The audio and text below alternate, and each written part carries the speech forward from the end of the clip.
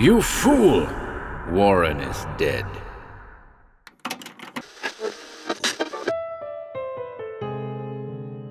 Welcome to HorrorBabble. I'm pleased to return today with a new story by Aaron Vlek, a sequel to DEVILSKILL. It Started with Roses. The story tells of a group of dreamswimmers led by Maribeth Pickman, exploring the realms of the dead and the dreaming, with a focus on the mysterious and dark secrets of their pasts.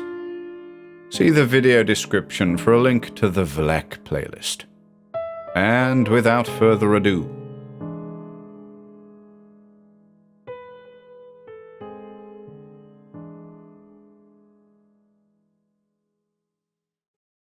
It Started with Roses by Aaron Vlek. It started with roses. It always started with roses. Roses and lilies and orchids. Flowers loved by those among the living and the dead. Blossoms whose fragrance is so intoxicating, it defies the senses to do anything but surrender helplessly in their embrace, their trap. These flowers had another, perhaps more important task to fulfill. They mask the heady bouquet of other things that congregate in great profusion in places both sacred and profane to the living and the dead. Bones, blood, and flesh that once thrived upon those bones, that putrescence that must one day come for us all. Maribeth Pickman was the youngest and most notorious of the female progeny of one Richard Upton Pickman, a legendary ghoul and artiste, explorer far and wide of the realms of the dead and the dreaming. Maribeth Pickman commanded her rightful place before the altar, surrounded by her friends and colleagues, the dreamswimmers. The mountains of roses and lilies and orchids that filled the chamber on such nights as this were for her pleasure, and as a kindness, a courtesy to the lady's colleagues. For on such nights as this it was Maribeth's custom to feed prior to the invocations of the dream. In keeping with the legacy her father had generously bestowed upon her through his own blood, Maribeth's preferred comestible was the flesh of the newly deceased human, sometimes, though not exclusively, deceased at her hands. Maribeth stood at last, the bones falling from her lap, the dark crimson nectar staining her lips and fingers being wiped quickly away by the flick of her tiny, pointed tongue. She went then to her altar, rang a small bell, and lighted the necessary incense in the brazier, that of rare sacred woods and dried fungi, essences drawn from tinctures she prepared in her own laboratory on the campus of Miskatonic University. This signaled the other dreamswimmers to emerge from their meditations and turn to face her, for even they dared not behold a daughter of Pickman at her feasting. Then she sat before them and waited for her guide, the great god Azathoth, to come upon her. And soon enough it appeared. The god possessed her with exultant abandon as to the great hunt. Then the dream was upon them all. The dream-swimmers led by Dr. Gilman followed closely in Maribeth's wake, carried into the lands of dream upon those dark and violent currents that are Azathoth itself. When the god had tired of her and taken its fill, it departed silently back into the great black nothingness that existed long before the coming of man, back behind the final veil of stars. Then, and only then, could the real work of the dream begin. Of the one whose life and bones had fed the opening of the night's work, only this may be said. When at last his soul went dark, extinguished like a candle's brief flame, and his breath ceased to befoul the air, the universe itself had smiled. Now, it must first be understood that he who likens the many worlds of dream to a vast ocean is not wrong. But before the unfathomed waters may be approached, first the shore and then the shallows must be won. Those shallows nearest to the waking worlds are murky and cluttered with the debris of dream's nightly dabblers, Those ordinary sleepers who seldom remember what passes for life, while they lie motionless in their beds night after night. This flotsam and jetsam closest to the waking world must be navigated quickly by the dreamer, before he may plunge into the pure ebony waters below, where the true wonders and denizens preside, prevail, and rule. Of all the dream swimmers, experienced though they were, only Maribeth Pickman possessed the unique skills of both the master living dreamer and of the ghoul, of those dream travellers among the dead. Dr. Gilman. The ordinary dreamer must not mistake the shallows that welcome him safely to slumber at day's end for the true lands of dream. What soul does not know that half of his life is spent prone upon his back as in the grave? And if he happens to recall his commonplace dreams, they are but light amusements, or a foreshadowing of all he seeks to hide from himself and his fellows. When faced with that Everest of mystery behind the veil of sleep, that chaos of uncertainty, how many venture beyond the foothills amidst dream's wildflowers? What lures the hungry and fearless dreamer farther on to those less sanctified and hallowed pinnacles? The tide pools offer no hint of the menacing backwaters to which the mind may descend or fall to its death. What then can they tell us of those limpid swamps that seep from the troubled mind, the diseased psyche, or the dripping maw of pure madness that is the heart of the universe itself? I thought of this, as my colleagues and I, Doctors Gloria Gilman, no relation of mine as far as I knew, Felix Marsh, Langston Whately, and Casabel Carter, paced one another and followed Maribeth down into the forbidden trenches of uncreated mind. We penetrated the many delicate membranes that separate the regions beyond and keep the gentle sleeper safe from the many bane dwellers of the abyss which rend and kill, red of tooth and claw, leaving nothing of the dreamer behind to awaken with the rising of the sun. As Maribeth darted swiftly through the undertow of the dream shallows, I was reminded of the agile grace of the octopi, as they maneuver through their kingdom like a murmuration of swallows in the blue heavens. All around us clambered hordes of people, wandering lost among the newly dead. And herein is a very great danger, for those not trained in these arts can easily succumb to the calls of many sirens, foul and fair. We had all met during our first semester at Miskatonic University, and quickly banded together on shared academic pursuits which centered upon psychiatry and dream therapy. I was quite smitten with Maribeth back in those days, as were all of us bright young fellows. The group of us were passionately dedicated to our work, but no one was blind to the charms of this singularly beautiful but peculiar young creature in our midst. She was by turns coquettish and coldly distant, friendly and charming, then haughty and silent, without the least warning. There was also an air of something undeniably frightful about this brilliant young daughter of Pickman, and her preferred ritual feeding, but she never divulged more of herself than she chose, and was often absent for inexplicable periods of time. This was unusual for a troop of students that lived and worked together so closely. I remember one night in particular. We were all lounging in my rooms after a long and particularly grueling day, and admittedly I might have indulged in one too many of Casabel's famous heated grogs. I started poking at Maribeth in fun, demanding to know where she got off to during her unexplained absences. I kept this up mercilessly, ignoring her repeated good-natured rebukes.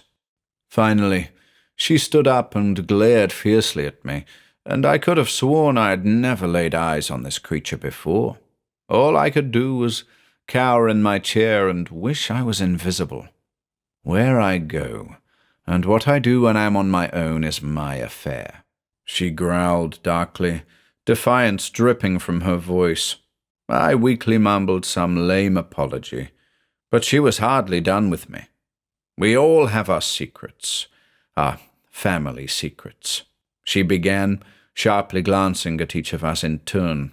Some of you don't believe in the old stories about the Marshes, the Gilmans and Whateleys. Some of you do not wish to believe those stories, while others cannot ignore them as the old legends blossom so obviously upon your own bodies. Oh yes, I see all that you attempt to hide. Dr. Gilman, is that not the very Innsmouth look making itself known upon your features these last few months? In this regard, I am not one of you, for I am my father's daughter, she said, her eyes flaring with pride. We are from very different stock, you and I. Now, respect the privacy I demand for myself. Leave me to my secrets, and I will leave you to yours, she concluded, and then turned away. When she looked back at us, she was curled up in her chair, a cup of steaming grog in her hand. The briefest shadow flashed across her face that was dark and hideous, and for that one brief moment, Maribeth Pickman was no longer young and beautiful, no longer our dear friend. Then that shadow vanished, and she smiled and winked at me. Of course I had heard of the notorious Richard Upton Pickman, but I vowed to find out a great deal more about this legendary figure. One thing was certain, though. Whatever silly schoolboy crush any of us may have had on Maribeth Pickman, it died forever on that night. Okay then, Cassabel, the self-proclaimed diplomat of our little cadre, boomed good-naturedly, clearing his throat and grabbing ceremoniously for his papers. Shall we go over our dreaming journals from last night again? The foreboding of the moment had broken, and all was well again. Yes, there's much to discuss, Maribeth said brightly. We knew all was forgiven, and yet we, or rather I, had been roughly put in my place, and would not soon forget it. This was the turning of a corner, and we all sensed that a new, more serious tone was to accompany our undertakings in the future, a perhaps very dangerous future. Here we were again, the dream swimmers, following in Maribeth's turbulent wake as she led us further and further into dream. Soon we approached the shimmering wall, a sort of barrier keeping out those who are unprepared to face dream's treacherous wastelands. And soon we were through, the veil being rent by the ferocity of Maribeth's mind, her familiarity with these places. We had all ventured these waters many times, but we knew Maribeth had gone much, much further. This place was akin to the oceans of the waking earth, but with many notable differences. Countless oddities proliferated everywhere, hideous things resembling plants but that were quite deadly, coral grown into fantastical shapes and sizes, and so many bizarre creatures that looked like plants but are not, their fronds swaying gently in the dream tides, sinuously stroking our faces and attaching themselves softly to our arms and legs and probing our minds. We quickly dislodged these alien fiends as all around us fumaroles of pure alien thought erupted violently from below, their huge empty maws flexing rhythmically and belching forth noxious gases which threatened to intoxicate us. All was alive here, conscious and cunning, ever aware and always hungry. What looked like a towering pipe organ of mottled, drooping flesh heaved and fluttered over our heads, bellowing loudly and belching blood-colored spray as it wheezed like the death rattle of the dying. We swam over a vast living drum that laid down a menacing cadence, and even Maribeth sped more quickly through this troubling landscape. Then the sound of odious bleating flutes assailed our ears, and we first thought they were the cresting wave of song by some infernal choir. But no human throats, nor any throats at all of the usual and accepted sort, could produce such a worrying cacophony. A most important task was afoot for us, and so we ventured on. In the daylight world, which held our department within the Miskatonic University Hospital psychiatric wing. A vulnerable patient of ours, a man unable to speak or move the least muscle, had been accosted in his room and absconded from the building by a highly suspicious personage against my expressed orders. This patient, Fred Gilman, a Boston man related to the Gilmans of Innsmouth, had blundered into the village of DEVILSKILL on what was really no more than a holiday, as he sought for distant relatives. The fellow quickly got lost within the town's nefarious secrets, and was swallowed up by its many intrigues. To his very great peril, Fred had no knowledge at all of his kin at DEVILSKILL, nor the strange goings-on that surrounded them. Miraculously, somehow he had made it out alive, and been found naked and unconscious in a muddy ditch near the main highway, many miles from DEVILSKILL. This was how he had come to us. The man's catatonic state required my team and I to examine him thoroughly in body and mind, and we had, through our dream channels, been able to plumb the farthest reaches of his mind and nocturnal wanderings. There we determined exactly what had befallen him in DEVILSKILL, and at whose hands.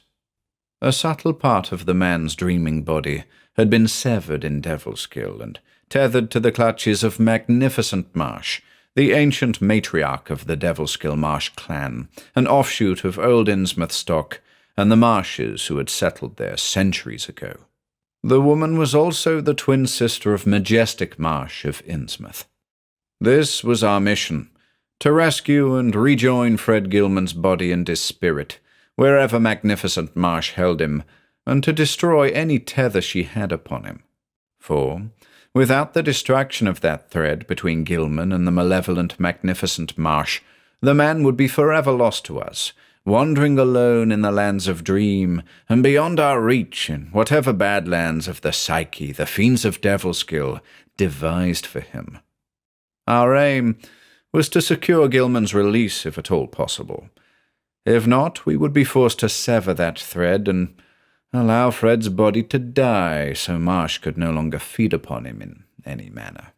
In some ways we were in unfamiliar territory, as what Magnificent Marsh had done to poor Fred was unknown to the likes of the Marshes, Gilmans, and the rest of the old Innsmouth and related neighbouring clans, and unfamiliar even to us and our extensive travels and inquiries in those nocturnal lands.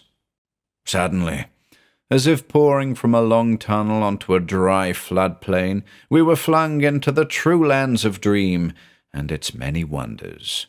Here lay Cadath and the frozen waste, and Ulthar with its noble reigning cats.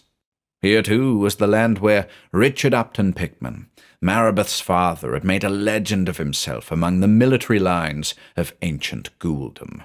His name was feared and respected far and wide, and would, if need be, open many doors for us. Higher among the snow-clad peaks lay the Forbidden Lands, where the old gods made their secret home and frolicked and danced with all the worlds when and how they pleased. And nearby lay the hub by which all places in both dream and the waking world could be reached. Maribeth had gleaned from her earliest meditations on this case that Magnificent Marsh had removed Fred Gilman from our care to her stronghold in DEVILSKILL, a decrepit fishing village bordered by humid swamps and the sea. Once the stronghold of fishing boats and tall ships of all sizes and variety, it had been usurped some 200 years ago by the highly malignant Magnificent Marsh. So, it was to DEVILSKILL that we made our way via the circuitous routes known only to advanced dreamers. Of course, we must come to its shores by stealth, not trumpeting our arrival with any sort of fanfare. In this, Maribeth was the consummate master. Among the lands of dream, there are many portals, and we came at last to DEVILSKILL's blighted streets through currents most commonly employed by the lowest sort of creatures, those scavengers of the nether regions that feed on the discarded scraps of mind and the undigested waste of body and soul found wherever large carnivorous dreamers lurk and feed, in secret. Maribeth and I scouted ahead to that place where we were most drawn, the foul heart of Devilskill itself, a house of infernal worship that occupied a bluff just beyond the wharf. The other dreamers of our party were positioned about the city to keep a watchful eye for any who might appear unexpectedly. The worship, such as it was, lay in full display before us, and the church swelled to capacity with Devilskill congregants, with magnificent Marsh officiating the boisterous litanies. Maribeth and I found a place just inside the church, among the unsuspected layers of dream where we could remain unseen. Only one or two of the eldest among the congregation glanced briefly in our direction, and then resumed gazing in wonder and adoration at the spectacle before us. Given the size of the throng in that foul church, it was clear we would not be able to mount any sort of rescue, much less a full-scale assault in the real world, with only our dreaming bodies. So we hastily retreated back the way we had come, as quickly as was safe for our untethered minds. Soon we were back in our rooms at Miskatonic University Hospital, fully awake and loading onto the car that would carry us in the flesh to Devilskill, where we would hopefully rescue poor Fred Gilman, and then deal with that beldam Magnificent Marsh and her accursed acolytes. We arrived in Devilskill, and drove down its deserted main street to the crumbling wharf that appeared about to sink into the bay under the weight of moss and mould and moving things that surged sluggishly over its surface. We left the car in a discreet place and broke up into pairs to descend upon the vile church. Maribeth and I arrived at the very doorstep of the place, happy to be sequestered behind a moonless night. I could sense the others nearing, and I was troubled to sense a couple of my fellow dreamers briefly wavering under the siren's call of the Innsmouth blood. Maribeth had been right. The blood was beginning to rise and call to its own, and I hoped my friends would stand firm to the higher calling to which we had all taken the most solemn vows. I waited for Maribeth's sign. As the strongest of our group, it was her role to guide us, each according to his strengths. That we waited in silence gave me pause to wonder just what her plan was for dealing with so large a group of miscreants. She and I scaled the outer walls of the temple, aided by the thick maze of shells, skeletons, bones, and carapaces of dead sea creatures that thickly encrusted the walls of the ancient edifice. The others joined us, and we positioned ourselves around the windows that gave us a clear sight of all that lay within, and what a sight it was! The denizens of Devilskill were still ensconced within those walls, and must have been at their revels for days. Above the altar sat a massive ornate tabernacle, its doors shut tight beneath a great seal. The walls of the hall were lined with niches at the height of a man, and within each one stood a waxen figure, devilishly alive in some manner, though as still and immobile as any images cast of stone. The maddened eyes of these pitiful beings swept frantically over the congregants. Some of these were ordinary people, absconded, I assumed, from the landward side. Others resembled the inhabitants of Devilskill, while others showed clear signs of the full Innsmouth look upon their twisted faces. There were other figures wholly unfamiliar to myself, but ghastly to behold, and we all looked away from their anguished, pleading eyes. There were some 24 of these grotesque, graven wax statuary, and I shuddered to see the sad effigy of poor Fred Gilman in the line along the left side of the hall, and knew it held his captive spirit, or whatever part of him Magnificent Marsh made use of. I was dismayed to think what our little band of 6 dream-swimmers could do against an enemy way more than 100 strong. This was all well beyond our reach. We were dreamers and psychiatric folk after all, not roustabouts or bluejackets armed with billy clubs, badges, and sidearms. I was jostled from this reverie by a sharp jab in my ribs as Maribeth motioned for me to look more closely at the scene unfolding before us. The chanting and wailing of ecstasy from the people of Devilskill swelled as the tiny, wizened figure of Magnificent Marsh, dressed in the austere black garb of 2 centuries before, mounted the steps to the altar. Facing upward toward that locked tabernacle, she raised her withered arms in supplication, whereupon the doors swung wide open. We all gasped at the sight. Within was the mummified figure of an ancient, naked man. This was no waxen effigy like those in the niches along the wall, and this one had a voice. As soon as the seal was broken and the doors opened, the figure within began to scream in mortal agony. Magnificent Marsh howled with cruel, mirthless laughter, bringing the sobs, cries, and moans of exultation from her congregants to an ear-shattering crescendo. Then she turned to face her worshippers, and all fell utterly silent. "Behold the Fisher King!" she roared, and then began again with her blood-curdling laughter, as sharp and deadly as lightning. "He was once a pitiful man, a man I called husband for a time. Jubal Marsh!" She croaked and spat toward the floor.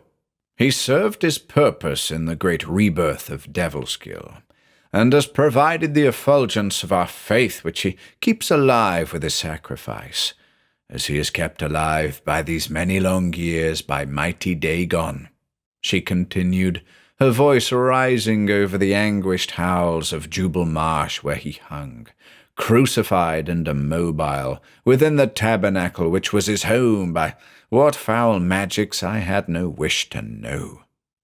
I glanced at Maribeth to see if she had any instructions as to what course of action we should take against so many, particularly in our waking state, with not so much as a stick of wood between us to protect ourselves against this mob. Maribeth smiled at me, then raised the tiny silver horn she wore on a fine chain around her neck to her lips and blew a solitary note that shattered many of the windows in the church. There was a thunderous crack and a rending of the earth below our feet. To my amazement, dozens and dozens of round holes opened up across the ground at our feet, and an endless swarm of foul, leathery creatures vomited forth and stormed the steps of the church like a horde of rats. I knew of these creatures from legend, and some of Maribeth's more outlandish tales. Ghouls. I glanced sharply at my dreaming companion, and she spoke. "There is no more impressive array of fighting ghouls to be found anywhere in all the lands of the dreaming wastes," she yelled proudly over the din. By now the congregants knew that enemies had entered the field, and they poured from the church into the light of day to defend themselves. "See," Maribeth said, pointing to a knot of ghouls clashing with a group of congregants. At their helm, upon a ravaging steed of blood and fire, was the dread figure of the legendary Richard Upton Pickman himself. His shrieks and bellows of rage drove his ghouls to frenzy as they fell upon the denizens of Devilskill, drowning them in waves of hungry teeth and claws, as they eagerly fed on hot flesh and bloody bone. It was chaos and cacophony, as the sound of crunching bones filled the air, accompanied by the yips and squeals of the army of ghouls. Maribeth signalled for us to depart, as there was no further part for us to play in this pageantry, and we were all agreed. Maribeth herself, however, was to remain behind, and I was not one to question her. I watched as she leapt to the ground and strode through the sea of ghouls into the church. I turned away, after I saw her fall upon Magnificent Marsh, the hag helplessly flailing her shriveled arms to ward off a creature, before whom there could be no defense. Maribeth dragged the ancient marsh woman to the steps by the hair, tipping over all the massive candle holders as she went. Immediately, the grotesque figures in the niches began to melt, and the air filled with the smell of burning wax and joyous cries as those who had been trapped within gained their release. I knew somehow, as that foul edifice burned to the ground with unnatural fires, the freed essence of Fred Gilman would find its way back to his body, and he would become whole again. I hoped this would be soon, and that he would find his way back to us, for I was certain we had a great deal to learn from one another. We made our way to the car, and beat a hasty retreat away from Devilskill and home to the relative sanity and calm of Miskatonic University Hospital's psychiatric wing. Postscript. At the end of things, Maribeth Pickman retired alone to her solitary rooms in the residence hall of Miskatonic University Hospital. She gathered together the many implements of her altar, and arranged them carefully upon it in the necessary manner. Then she set ablaze the incenses of fragrant herbs, sacred woods, and dried fungi. She then sat before the altar, the bloody bones of magnificent marsh cradled in her lap, along with the full-ripe blossoms of a dozen roses of the deepest crimson hue.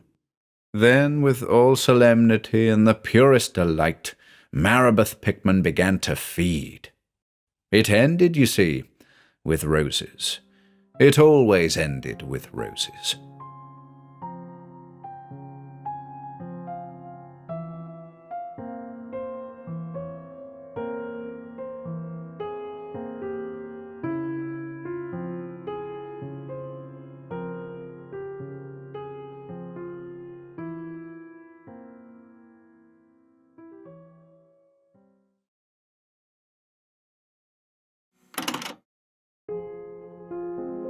If you enjoyed listening today, be sure to subscribe to the channel by hitting the red subscribe button below.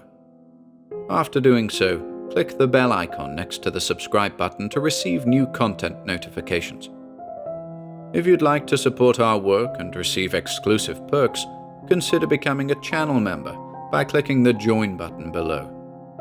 To support us in other ways, see the video description for links to our Bandcamp and Patreon pages, our merch store over at Teespring, and further information relating to our releases on Audible, iTunes, and Spotify. And until next time.